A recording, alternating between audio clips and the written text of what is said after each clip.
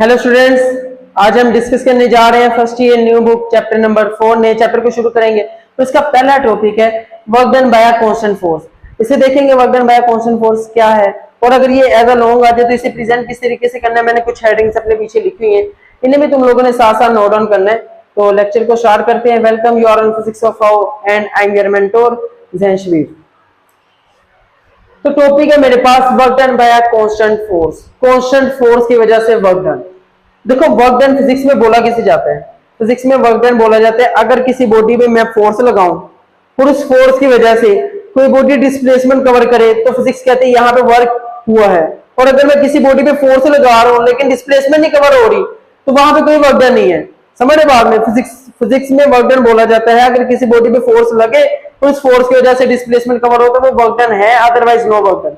मतलब जो तुम लोग पढ़ाई कर रहे हो तो वो फिजिक्स के नजदीक वो कोई काम नहीं है, वो वर्क डन इनफैक्ट नहीं है, क्योंकि ना तो उस पर फोर्स लग रही है और ना उसकी वजह से डिस्प्लेसमेंट कवर हो रहा है। सेम ऐसे अगर घर में अम्मी जो से वो बर्तन धो रही है तो उन्हें ये नहीं बोल देना कि फिजिक्स कह रही है ये तो काम ही कोई नहीं है, क्योंकि फिजिक्स के नजदीक तो काम वही है जब फोर्स लगे उसकी वजह से डिस्प्लेसमेंट कवर हो।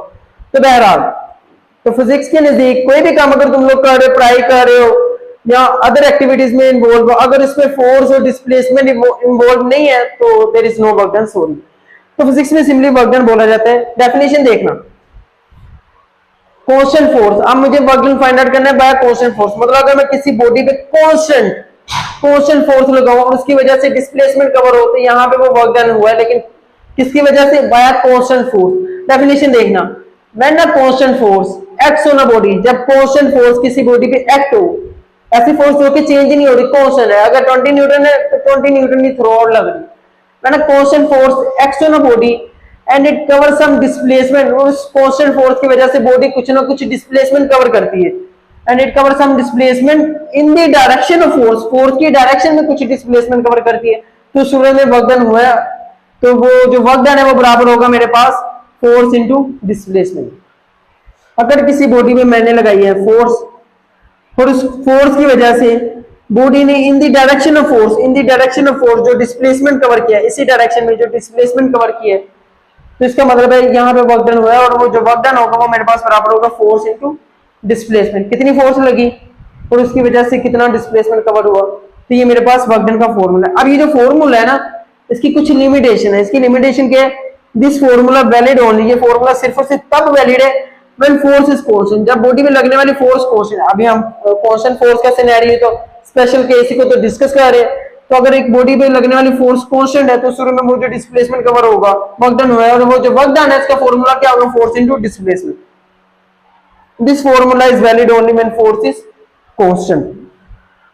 इसके अलावा ये फॉर्मूला सिर्फ और सिर्फ तब वैलिड है जब यहाँ पे लगने वाली जो फोर्स है ना, बॉडी में लगने वाली फोर्स वो कांस्टेंट है, और साथ ही साथ इस फोर्स की वजह से बॉडी स्ट्रेट लाइन में मूव करे। डिस्प्लेसमेंट तो होता ही स्ट्रेट लाइन मोशन है ना, तो इस फोर्स की वजह से अगर बॉडी स्ट्रेट लाइन में मूव कर रही है तो उस सूरत में ये फॉर्मूला वैलिड है। एक तो फोर्स कांस्टेंट होनी चाहिए और जो बॉडी है वो स्ट्रेट लाइन में मूव करनी चाहिए, तो तब ये फॉर्मूला तुम लोग लगा सकते हैं। इसके अलावा जहां पे मैंने नीचे एक नोट लिखा हुआ है, नोट हे डी, यहाँ पे ये जो डी है इसी displacement covered by the body.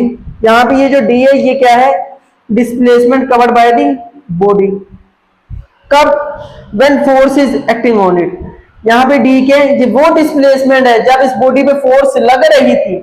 When force is in contact with the body, जब फोर्स इस बॉडी के साथ कांटेक्ट में थी उस सूरत में वो जो डिस्प्लेसमेंट कवर किया ना बॉडी ने, ये डिस्प्लेसमेंट, ये उस डी की बात कर रहा हूं, वो जो डिस्प्लेसमेंट कवर किया बॉडी ने due to force when it is in contact with the body, तो ये वो वाला डिस्प्लेसमेंट है। हेड इज दी, यहां पे इसे थोड़ा सा सेपरेट रखो। हेड डी इज डिस्प्लेसमेंट, ये वो डिस्प्लेसमेंट है जो कि बॉडी ने कब कवर किया था? जब इस पे फोर्स लग रही है। मैं समझा रहा हूं, यहां ये बॉडी है, इसमें मैं लगा रहा हूं फोर्स की वजह से बॉडी ने कुछ ना कुछ डिस्प्लेसमेंट कवर किया। अच्छा, इस और मैं कांस्टेंट फोर्स लगा रहा हूं, कंटिन्यूस फोर्स लगा रहा हूं और उसकी वजह से बॉडी ने डिस्प्लेसमेंट डी कवर किया। अब यहां पे आके मैं फोर्स को छोड़ देता हूं, फोर्स लगाना बंद कर देता हूं, लेकिन ड्यू टू इनर्शिया बॉडी आगे मूव करती जा रही है, मतलब कुछ ना कुछ डिस्प्लेसमेंट कवर कर रही है। लेकिन जो वर्क डन वाला फॉर्मूला फोर्स इनटू डिस्प्लेसमेंट, यहाँ पे सिर्फ और सिर्फ मैं वो वाला डिस्प्लेसमेंट कंसीडर करूंगा जब फोर्स बॉडी के साथ कांटेक्ट में थी, जैसे फोर्स डिसअपीयर होगी तो शुरू में कोई वर्क डन नहीं है, आगे बॉडी डिस्प्लेसमेंट कवर कर रही है लेकिन फोर्स नहीं है तो वर्क डन नहीं है। तो यहाँ पे मैं आगे लिख रहा हूँ, यहाँ पे फोर्स नहीं है, यहाँ पे कंटिन्यूस फोर्स लग रही है, उसकी वजह से वो जो डिस्प्लेसमेंट कवर हुआ है उस शुरू में वो जो वर्क डन है it will be equal to force into displacement. मतलब कुछ लिमिटेशंस हैं। लिमिटेशंस क्या है इस फॉर्मूला की? एक तो फोर्स कांस्टेंट रहनी चाहिए, फोर्स कांस्टेंट रहेगी तब तुम लोग ये फॉर्मूला लगा सकते हैं। और ये फॉर्मूला तुम लोगों ने तब लगाना है जब force is in contact with the body, जब बॉडी के साथ, जब फोर्स बॉडी के साथ कॉन्टेक्ट में थी उस समय में वो जो डिस्प्लेसमेंट कवर हुआ है तो तुम लोगों ने वो वाले डिस्प्लेसमेंट की वैल्यू यहाँ पे पुट करनी है, और जो फोर्स तुम लोगों ने लगाई है कांस्टेंट फोर्स वो तुम लोगों ने पुट करना है, तो तब ये वर्क डन का सही आंसर आएगा। मतलब तुम लोग ऐसा ना करो ना कि बॉल को तुम लोगों ने पकड़ के फेंक के, तो वो जो कॉन्टेक्ट फोर्स है वो तो बड़ी थोड़ी देर के लिए तुम लोगों के हाथ और बॉल में, तो तुम लोग लगाते रहो डिस्प्लेसमेंट का, अच्छा कितनी दूर जाके गिरी है डिस्प्लेसमेंट, मैंने कितनी फोर्स लगाई, तो वर्क डन का तो सही आंसर ही नहीं आएगा। ठीक है, मतलब तुम लोगों ने डिस्प्लेसमेंट वो लेना है जब फोर्स बॉडी के साथ कांटेक्ट में थी। मतलब अगर मुझे वर्क डन फाइंड आउट करना है तो मुझे वो जो छोटा सा इंटरवल है जब हाथ और बॉल एक दूसरे के साथ कांटेक्ट में थी तब वो जो फोर्स लगी है, और उस सूर्य में तब जो थोड़ा सा डिस्प्लेसमेंट कवर किया है उस सूर्य में वो जो वर्क डन है वो सही आंसर देगा, अदरवाइज आंसर तुम लोगों के ठीक नहीं आएंगे। लिमिटेशंस पता लगी, फोर्स कांस्टेंट, डिस्प्लेसमेंट वो वाला, क्या force is in contact with the body. तो बहरहाल ये मेरे पास यहाँ तक अभी तक क्लियर है। अब एक्सप्लेनेशन की तरफ आते हैं। एक्सप्लेनेशन में क्या, ये एक बॉडी है, इसमें मैं किसी एंगल पे फोर्स लगा, हैंडबैग को समझ लो, हैंडबैग है मेरे पास, उसे मैं किसी एंगल में जो से वो मैं फोर्स लगा रहा हूँ और उसकी वजह से वो जो बॉडी है ना वो इस डायरेक्शन में डिस्प्लेसमेंट कवर करती है। अच्छा अब इसने कितना, अब इस पे कितना वर्क डन होगा वो मुझे फाइंड आउट करना है। तो यहाँ पे पहले सिनेरियो क्या है, if a force acts on a body at some angle theta, अगर एक बॉडी पे फोर्स लग रही है किसी सर्टेन एंगल थीटा पे, किसी सर्टेन एंगल थीटा पे फोर्स लग रही है ना, at some angle theta to the horizontal, और ये जो एंगल थीटा ये हॉरिजॉन्टल के साथ बन रहा है, then work done will be, तो शुरू में वर्क डन कितना होगा? देखो अब ये फोर्स लग रही है किसी एंगल पे और उसकी वजह से बॉडी डिस्प्लेसमेंट कवर करी इस डायरेक्शन में। डेफिनेशन में मेरे पास था constant force acts on a body and it covers some displacement in the direction of force, force वो वाली जिसकी वजह से डिस्प्लेसमेंट कवर हो रहा है। मतलब अब इस फोर्स को मैं इसके कंपोनेंट्स में रिजोल्व करता हूं, देखना जरा ध्यान से देखना, फोर्स को मैंने इसके कंपोनेंट्स में रिजोल्व कर लिया, एक हॉरिजॉन्टल कंपोनेंट एक वर्टिकल कंपोनेंट, ठीक है, परपेंडिकुलर कंपोनेंट्स में एक हॉरिजॉन्टल एक वर्टिकल कंपोनेंट्स में रिजोल्व कर लिया।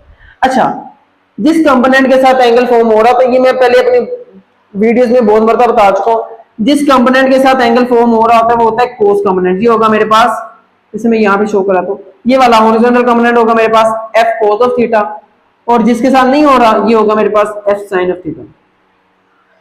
इस फोर्स को मैंने इसके दो कंपोनेंट्स में रिजोल्व कर लिया, F cos of theta F sine of theta. अब बॉडी डिस्प्लेस कर रही है इस डायरेक्शन में, अब फोर्स का कौन सा कंपोनेंट रिस्पॉन्सिबल है बॉडी को इस डायरेक्शन में मूव कराने के लिए, किस कंपोनेंट की वजह से बॉडी इस डायरेक्शन में मूव कर रही है? एफ साइन ऑफ थीटा की वजह से कि एफ कोस ऑफ थीटा की वजह से? F cos of theta body को इस डायरेक्शन में मूव कराना चाह रहा है, F sine of theta body को ऊपर की तरफ मूव कराना चाह रहा है, लेकिन डिस्प्लेसमेंट इस डायरेक्शन में हो रही है। मतलब ये वाला कंपोनेंट रिस्पॉन्सिबल है बॉडी को, बॉडी का इस डायरेक्शन में डिस्प्लेसमेंट कवर कराने के लिए, इस फोर्स की वजह से, इस कंपोनेंट की वजह से बॉडी इस डायरेक्शन में मूव कर रही है। ठीक है, तो यहाँ पे जो वर्क डन होगा वो मेरे पास बराबर होगा effective component of force, force का वो इफेक्टिव कंपोनेंट जिसकी वजह से डिस्प्लेसमेंट हो रही है multiply by the displacement. Work done force into displacement है ना, फोर्स वो वाला जो कि इफेक्टिव है ना, इफेक्टिव कंपोनेंट, फोर्स का इफेक्टिव कंपोनेंट जिसकी वजह से इनफैक्ट डिस्प्लेसमेंट हो रही है इनटू डिस्प्लेसमेंट। अब इफेक्टिव कंपोनेंट कौन सा है? F cos of theta, F cos of theta.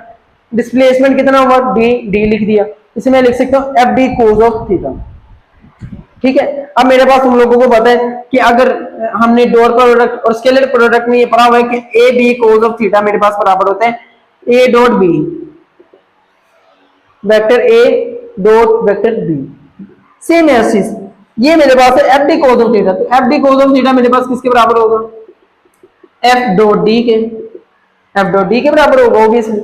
तो F D cos of theta को मैं एफ डॉट डी लिख सकता हूं, which will be equal to work done. मतलब वर्क डन मेरे पास किसके बराबर है? Dot product of force and displacement, force और डिस्प्लेसमेंट का आपस में जो डॉट प्रोडक्ट है वो मेरे पास बराबर होगा वर्क डन के। अच्छा डॉट प्रोडक्ट है तो अगर दो वेक्टर्स का डॉट प्रोडक्ट लो तो उसके रिजल्ट में डॉट प्रोडक्ट या स्केलर प्रोडक्ट बोला जाता है। अगर दो वेक्टर्स को आपस में मल्टीप्लाई कराओ और इसके रिजल्ट में मेरे पास एक स्केलर क्वांटिटी आ रही है ना, फोर्स और डिस्प्लेसमेंट का डॉट प्रोडक्ट लिया तो मेरे पास एक नई क्वांटिटी आती है। डॉट प्रोडक्ट बताता है कि वो जो नई क्वांटिटी होगी वो स्केलर होगी।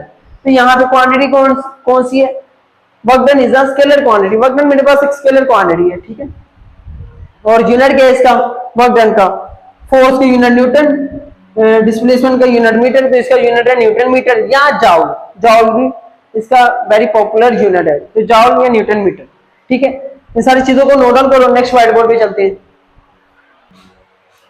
नाउ आप फाइंड आउट करेंगे work done bye graphical method. Graphical method के बेस से हम वर्क डन को कैलकुलेट करेंगे, फाइंड आउट करेंगे। कैसे फाइंड आउट करेंगे वो देखते हैं। मान के चलो भाई ना कांस्टेंट फोर्स, जब एक कांस्टेंट फोर्स F एक बॉडी पे लगती है और उसकी वजह से बॉडी डिस्प्लेसमेंट डी कवर करती है, तो उसका ग्राफ कैसा बनेगा देखते हैं। मतलब constant force F displaces the object. जब एक कांस्टेंट फोर्स F बॉडी पे लगती है and it displaces the object through a displacement D, और वो इस बॉडी को डिस्प्लेसमेंट डी तक मूव कराती है, then graph between F and D will be. तो फोर्स और डिस्प्लेसमेंट के दरमियान जो ग्राफ होगा वो कैसा बनेगा? Straight line, horizontal straight line का ग्राफ बनेगा। हॉरिजॉन्टल स्ट्रेट लाइन बता रही है कि बॉडी पे जो लगने वाली फोर्स है वो कांस्टेंट है, मतलब यहाँ पे जो भी फोर्स है वो कांस्टेंट है, वो चेंज नहीं हो रही, फोर्स की वैल्यू चेंज नहीं हो रही। उस कांस्टेंट फोर्स की वजह से बॉडी ने कुछ ना कुछ डिस्प्लेसमेंट कवर किया है, तो मेरे पास जो ग्राफ बनेगा वो हॉरिजॉन्टल स्ट्रेट लाइन बनेगा। फोर्स चेंज नहीं हो रही, फोर्स कांस्टेंट है, जबकि डिस्प्लेसमेंट कवर हो रहा है। डिस्प्लेसमेंट मूव हो रहा है आगे की तरफ, लेकिन फोर्स चेंज नहीं हो रही। ये वाला भी एक ग्राफ है फोर्स एंड डिस्प्लेसमेंट। यहाँ पे डिस्प्लेसमेंट भी चेंज हो रहा है, फोर्स भी चेंज हो रहा है, तो उसका जो ग्राफ बनेगा वो इंक्लाइंड स्ट्रेट लाइन बनेगा। कांस्टेंट फोर्स बॉडी पे लग रही है, उसकी वजह से कुछ ना कुछ उसने डिस्प्लेसमेंट कवर किया। अच्छा, मैं इस लाइन के अंदर, इस ग्राफ के अंदर जो एरिया आ रहा है, अगर मैं वो एरिया फाइंड आउट करूं तो वो मेरे पास किसके बराबर होगा? ये मेरे पास कैसी शेप बन रही है? इस लाइन के अंदर जो एरिया आ रहा है वो कुल मिला के ये एरिया आ रहा है। अगर मुझे ये एरिया फाइंड आउट करना है तो ये मेरे पास बन रही है एक रेक्टेंगल, रेक्टेंगल वाली फिगर बन रही है। और रेक्टेंगल का एरिया कैसे फाइंड आउट किया जाता है? अगर ये लेंथ है और ये विड्थ है तो एरिया फाइंड आउट किया जाता है लेंथ इनटू विड्थ। तो यहाँ पे area under the line will be, area under the line क्या होगा? ये मेरे पास रेक्टेंगल बन रही है, रेक्टेंगल की एक लेंथ है और एक विड्थ है, एरिया मेरे पास बराबर होगा लेंथ इनटू विड्थ की। अच्छा, लेंथ में मेरे पास क्या है? यहाँ पे लेंथ में, लेंथ वाली साइड पे फोर्स है और विड्थ वाली साइड पे डिस्प्लेसमेंट है। मतलब मैंने जो एरिया अंडर द लाइन, इस लाइन के अंडर का जो एरिया फाइंड आउट किया वो तो मेरे पास आया F इंटू डी के। एरिया अंडर द लाइन क्या है? F इंटू डी, और F इंटू डी क्या होता है मेरे पास? Work done. F into D basically मेरे पास वर्क डन ही तो होता है। तो मतलब अगर मेरे पास एक ग्राफ हो, उस ग्राफ का, अगर उस ग्राफ के थ्रू मुझे फाइंड आउट करना है कि बॉडी पे कितना वर्क डन हुआ, वो मुझे कैलकुलेट करना है, तो कैसे कैलकुलेट करूंगा? उस ग्राफ के अंडर का एरिया फाइंड आउट कर लूंगा। वो जो एरिया है वो बेसिकली मुझे वर्क डन प्रोवाइड करेगा कि बॉडी पे कितना वर्क डन हुआ।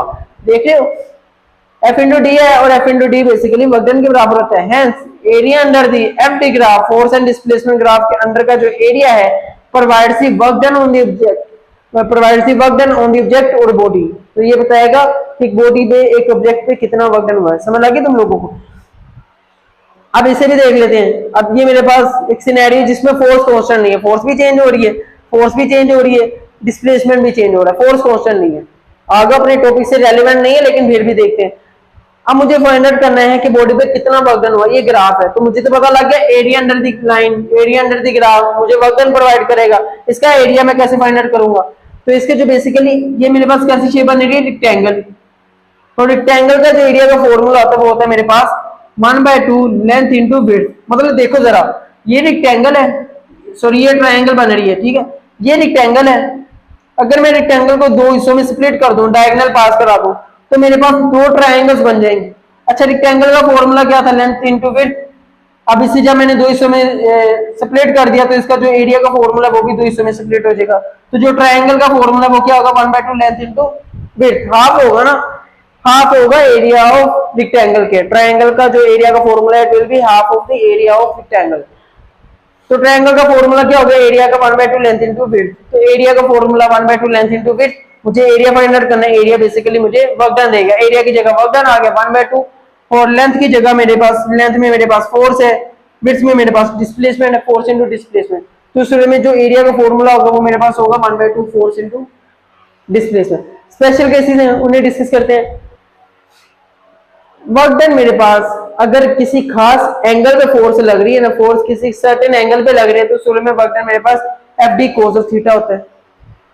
अब मुझे यहाँ पे स्पेशल केसेस में ये डिस्कस करना है, जैसे जैसे मैं एंगल चेंज कर रहा हूँ वैसे वैसे वर्क डन पे क्या इफेक्ट हो रहा है। पहले if theta is less than 90, अगर थीटा 90 से लेस है तो शुरू में वो जो वर्क डन है वो पॉजिटिव आएगा। मतलब ये एक बॉडी है, डिस्प्लेसमेंट इस तरफ कवर कर रही है और फोर्स में लगा रहा हूँ यहाँ पे।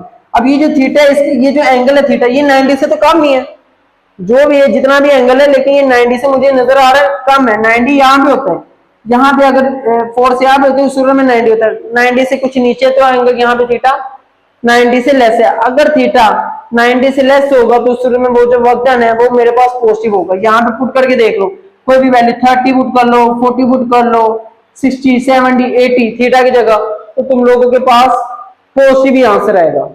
तो वो जो वर्क डन है वो मेरे पास इसका आंसर हमेशा पॉजिटिव आएगा। अच्छा दूसरा, इफ थीटा इज 90 डिग्री, अगर थीटा मेरे पास 90 डिग्री है, मतलब ये एक बॉडी है, डिस्प्लेसमेंट इस तरफ कवर कर रही है, लेकिन मैं फोर्स लगा रहा हूँ ऊपर की तरफ। जैसे हैंड बैग है, हैंड बैग को मैं फोर्स लगा रहा हूँ ऊपर की तरफ और मैं आगे की तरफ भी मूव कर रहा हूँ, मतलब डिस्प्लेसमेंट आगे की तरफ कवर हो रहा है, जबकि मैं फोर्स लगा रहा हूँ ऊपर की तरफ, तो थीटा मेरे पास होगा 90 डिग्री। तो शुरू में वर्क डन 0 होगा, मतलब यहाँ पे ये जो मैंने हैंड बैग को उठाया हुआ है ना और आगे की तरफ मूव कर रहा हूँ, ये भी मैं कोई काम नहीं है फिजिक्स की नजर में, तो ये भी यहाँ पे भी वर्क डन क्या होगा 0। If theta equals 90 degree then work done will be 0, यहाँ पे भी वर्क डन 0 होगा। और आखिरी है, अगर थीटा 90 से ग्रेटर हो जाए then work done will be negative, तो शुरू में वो जो वर्क डन है वो नेगेटिव होगा, मतलब बॉडी में एनर्जी स्टोर होगी इस सूरत में। मतलब मैं बताता हूँ, ये बॉडी है, ग्रेविटी में पड़ी हुई है, ग्रेविटेशनल फोर्स इस पे नीचे की तरफ लगा रहे हैं। अब मैं इस बॉडी को ऊपर की तरफ मूव कराता हूँ, बॉडी को मैं डिस्प्लेसमेंट कवर करा रहा हूँ ऊपर की तरफ, लेकिन इस पे जो ग्रेविटेशनल फोर्स है वो नीचे की तरफ लग रही है। दोनों के दरमियान एंगल कितना हुआ, फोर्स एंड डिस्प्लेसमेंट के दरमियान, वो तो 90 से ज्यादा है, 180 डिग्री एंगल हुआ। और जब 180 डिग्री एंगल होगा तो शुरू में वो जो वर्क डन है वो नेगेटिव आएगा, मतलब इसमें एनर्जी क्या होगी, स्टोर होगी। जैसे जैसे मैं ऊपर लेके जा रहा हूँ इसमें एनर्जी क्या हो रही है, स्टोर होगी। और अगर मैं ऊपर से छोड़ूंगा तो ये किसी खास एनर्जी के साथ नीचे आएगी और इम्पैक्ट भी क्रिएट करेगी। तो बच्चों ये था आज का लेक्चर, वर्क डन बड़ा सिंपल सा लेक्चर था, work done by a constant force, लेकिन इंतहाई इंपॉर्टेंट भी था। तो यहाँ पे लेक्चर को टर्मिनेट करते हैं, उम्मीद है तुम लोगों के लेक्चर पसंद आया होगा। इजाजत दो, अल्लाह हाफिज।